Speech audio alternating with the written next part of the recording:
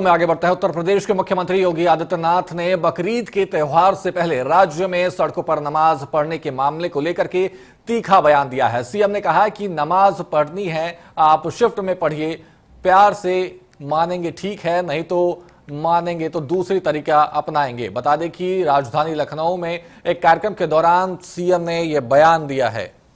आपको बता दें कि नमाज को लेकर के जिस तरीके से सीएम योगी आदित्यनाथ ने बयान दिया और साफ तौर पर उन्होंने कहा कि अगर आप प्यार से मानेंगे तो ठीक है, नहीं तो प्रशासन जो है उस पर कार्रवाई, उस तरीके से कार्रवाई की जाएगी। तो यूपी में सार्वजनिक नमाज पर सीएम योगी का जो सख्त रुख है वो साफ तौर पर देखने को मिला और नमाज को लेकर के सीएम योगी का ये बड़ा बयान सामने आया है। उन्होंने साफ तौर पर कहा है कि सड़क है चलने के लिए, ना कि नमाज पढ़ने के लिए, और अगर ज्यादा संख्या है तो आप नमाज 2 शिफ्ट में पढ़िए। इस बात का भी जिक्र करते हुए नजर आए हैं सीएम योगी आदित्यनाथ। देखिए, जिस तरीके से बात की जाए तो बकरीद से पहले सीएम योगी आदित्यनाथ का जो बयान है वो काफी ज्यादा तूल पकड़ता हुआ नजर आ रहा है।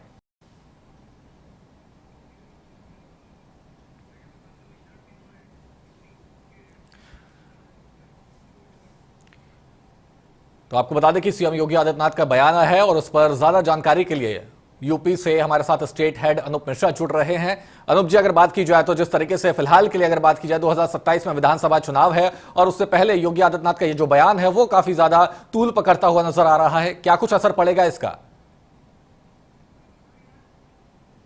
मुख्यमंत्री योगी आदित्यनाथ ने एक निजी कार्यक्रम में बोलते हुए उन्होंने कहा कि बकरीद के सवाल पर उन्होंने जवाब दिया कि बकरीद के मौके पर जो भी नमाज अदा की जाए वो मस्जिद में और अपने घरों में नमाज अदा की जाए। सड़क पर किसी को भी नमाज अदा करने का कोई भी जो है अधिकार नहीं मिलेगा। इसके साथ उन्होंने कहा कि जो सड़कें हैं वो चलने के लिए होती है, ना कि तमाशा करने के लिए, ना कि जो है जाम करने के लिए, क्योंकि उससे बहुत ही लोगों को असुविधा होती है। फिर वो चाहे किसी की एम्बुलेंस वगैरह जो जाती है उसमें असुविधा होती है, आने जाने वालों को दिक्कत होती है, जाम लगते हैं, इससे बड़ी परेशानियां होती है। इसलिए उन्होंने एक दो टूक में उन्होंने कहा कि सड़कें जो होती हैं वो चलने के लिए होती हैं, धार्मिक गतिविधियों के लिए नहीं होती हैं। उन्होंने ये भी कहा कि यदि कोई किसी ने भी इसका पालन नहीं किया तो कानून सख्ती से कार्रवाई करेगा। पहले हम उसे समझाएंगे कि आप ऐसा मत करिए, यदि वो नहीं समझते हैं तो कानून अपना पालन करेगा, क्योंकि जो सड़कें हैं वो सार्वजनिक काम के लिए नहीं है, वो अराजकता के लिए नहीं है, वो चलने के लिए है। रोड को किसी तरीके से बाधित नहीं किया जा सकता, इसका किसी को भी अधिकार नहीं है। कोई भी इस तरीके की हरकत करेगा तो उसको कानून के हिसाब से उसे दंडित किया जाए। इसके साथ साथ उन्होंने ये भी कहा कि कोई भी रास्ता हो उसको किसी भी हालत में बंद नहीं किया जा सकता है। कोई भी धार्मिक गतिविधियां हैं वो अपने यथास्थिति में किया जाए जो जहां पर निर्धारित की गई हैं। उसके तहत कोई भी ऐसी अराजकता नहीं हो सकती है जो कानून के दायरे से बाहर हो। साथ ही उन्होंने उन्होंने कहा कि बकरीद के मौके पर अगर यदि कोई ऐसी घटना होती है तो उसको सख्ती से उसको जो है निपटा जाएगा। किसी प्रकार की कोई अराजकता नहीं होगी। जिसको भी है वो रोड के हट करके, मस्जिद में बहुत सारी जगह होती है, घरों में लोग नमाज अदा करें और एक दूसरे को परस्पर बधाई दें। किसी को कोई भी दिक्कत नहीं होनी चाहिए, क्योंकि अक्सर आने जाने वाले राहगीरों को दिक्कत होती, जाम लगती है, एम्बुलेंस में बहुत लोग फंसते हैं। उन्होंने कहा कि यह अराजकता बिल्कुल भी बर्दाश्त नहीं की जाएगी।